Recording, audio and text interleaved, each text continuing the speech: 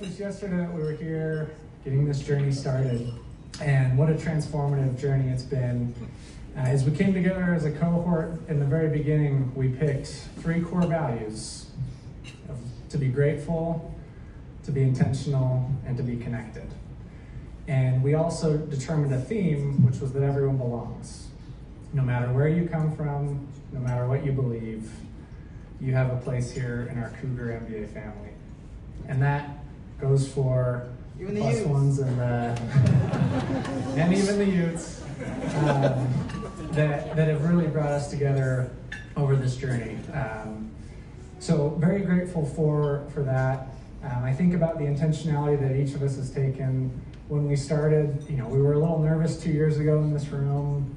Many of us probably feeling the imposter syndrome, and it's been amazing to see each one of you apply that intentionality and form those connections over these 2 years, friendships that will last a lifetime. I've asked each member of the first year presidency to share one thing that they're grateful for. And Brooke, I'd like to start with you. If you could stand up and with a loud voice, just share something that you're grateful for from this program. I am so grateful for the vulnerability with which we have come together and the way that we have prayed and really comforted and mourned and celebrated one another. Thank you.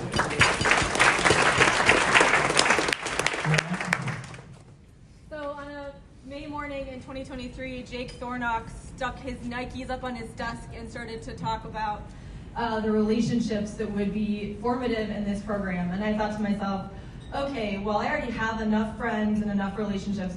I don't need any more. But how wrong I was. I am so grateful for each of you in this room, the people that I know well and the people that I don't. My life, as I said to Drake, is forever changed because of my sacred associations that I've had the privilege to build with you.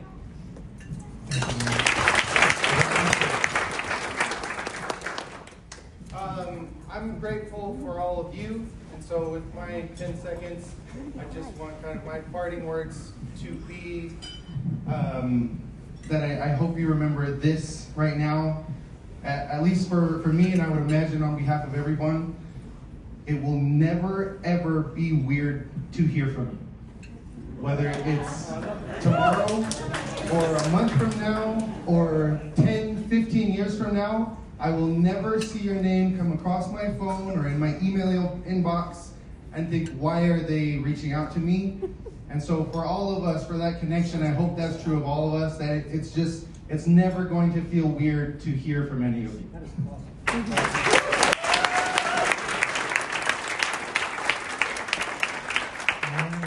John. Sorry, Mike, you're around in front. Loud enough.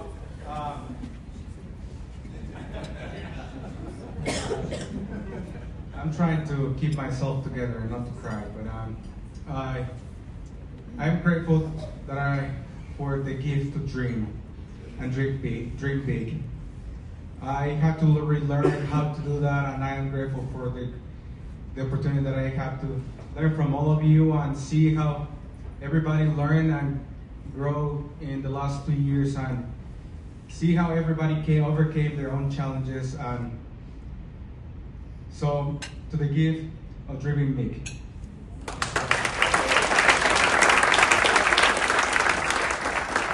And of course, Shelly, not to be forgotten, we reached out to her from Sydney, and this is what she shared. She said, I'm grateful for those on the Moab trip, for those in the cohort who pushed me to try something out of my comfort zone. I have a tendency to doubt myself, and this experience showed me that there are people in my corner, and I can have confidence. So, thank you, Shelly. So just as I conclude, and if there's one thing that I could leave you with, one thing that you remember from Michael in the coming years, it'd be the story of the Greek fisherman. And the story goes a little bit like this. There's an executive that travels to Greece and is on vacation and is a little bit jet lagged, maybe like many of us were experiencing just a week or two ago, and can't sleep. So the executive goes down to the marina and finds a fisherman inside of a boat. And he said, how did it go? How many fish did you catch? And he says, I've got enough for my family and my friends, some big tuna. And he said, well, why didn't you stay out a little bit longer? He said, well, I have everything that I need. He said, well, what do you do in your free time? He said, well, I love to sleep in, fish a little, play with my children, take a siesta with my wife, and then in the evening, I go into the town where I eat delicious food and I play guitar with my friends. And the executive looks at him and he says, well, I don't know if you know this, but I'm an MBA. And let me tell you, if you were to fish a little bit longer, you could eventually buy a bigger boat. And with that bigger boat, you could catch more fish and eventually own a fleet of fishing ships. You have a monopoly on this area and you could make a ton of money. And the fisherman says to the executive, well, how long would that take? He says, probably 15 to 20 years, maybe 25 max. He says, okay, well then what? He said, the executive says, this is the best part. Once you've built your empire, you can cut out the middleman, sell direct to Italy, Croatia, Spain.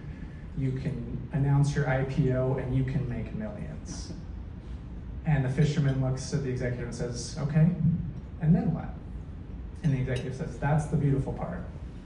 That is where you retire in a small fishing village in Greece where you can sleep in, you can play with your children, take siestas with your wife, and in the evenings, you can go into the village and eat good food and play guitar with your friends. Friends, this MBA experience that we have just received is transformational, and let's make sure we're using it for what it's intended for. Mark and John have taught us some amazing principles about leading and thriving. It's a lot more about the money we receive or the titles that we pursue. We've really accomplished something that can be much more like that fisherman's story where we remember the true meaning of why we're here on this earth. For me, that really hit home on Memorial Day when I watched my wife become a mother.